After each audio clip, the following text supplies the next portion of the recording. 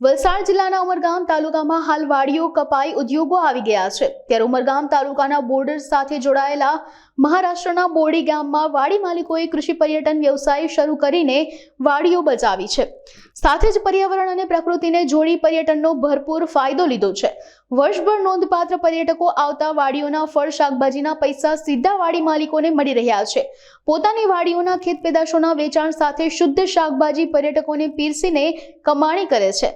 સાથે જ ભારતભરમાંથી વર્ષ દરમિયાન આવતા પર્યટકો માટે ઝૂંપડીઓ કે ઝાડ નીચે રહેવા બેસવાની વ્યવસ્થા ઊભી કરી છે, જેનાથી 6 મહિનાના બુકિંગ થયાનું જણાવવામાં આવ્યું છે, જેનાથી પર્યાવરણ અને પ્રકૃતિની રક્ષા સાથે આવકનો મોટો સ્ત્રોત ઊભો કરવામાં ખેડૂતો સફળ રહ્યા છે। બોરડી રહેવાનું જાંબુ ગામમાં મારું કૃષિ પર્યટક કેન્દ્ર ખોલેલું છે। મેં તેમાં શું છે, મારું નાનું પ્રમાણમાં ચીકુની વાડી છે, એમાં ચીકુનું ઉત્પન્ન બી લેવું છું અને કૃષિ પર્યટક જે આવે છે બહારથી મુંબઈ, સુરત અને અમદાવાદ, નાસિક, પૂના, એ લોકોને મેં પછી એ લોકોને મારા ઘરે બોલાવીને એટલે ખવડાવું, મારા ઘરનું ફૂડ ખાવું, અમારી જે ભાજીપાલો બને છે એ ખવડાવું।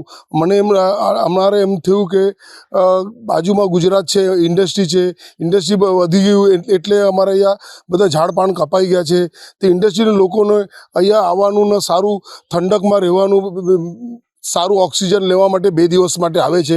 અમે અમારા હિસાબે એ લોકોને ઘરનું ખાવાનું આપવું, અમારા ઓથેન્ટિક વાડવળ મરાઠી વાડવળ સ્ટાઇલમાં જમવાનું આપવું, ફિશ એન્ડ વેજીટેરિયન, અમારા વાડીમાં પાકેલું બધું ચીકુ એન્ડ પપઈ, પપનસ, લીંબુ, નારિયેળ એ લોકોને સેવિંગ કરાવવું, પછી આજુબાજુમાં મળવાનું નીરાનું એ લોકોને ટેસ્ટ કરાવવું અને અમારી મહારાષ્ટ્રીયન સ્ટાઇલની કોથિંબીર વડી, આળુ વડી, મોદક લાડુ એવું બધું એ લોકોને અમારા ટ્રેડિશન મહારાષ્ટ્રીયન ફૂડ એ લોકોને અમને ખવડાવતા છે।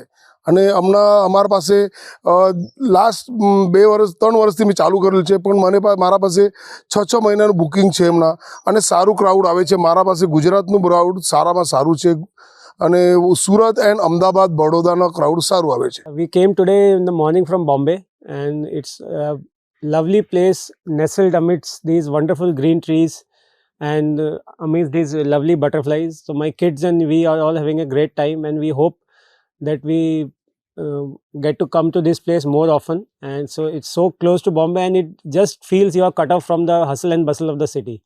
So lovely place and we hope to have a good time here.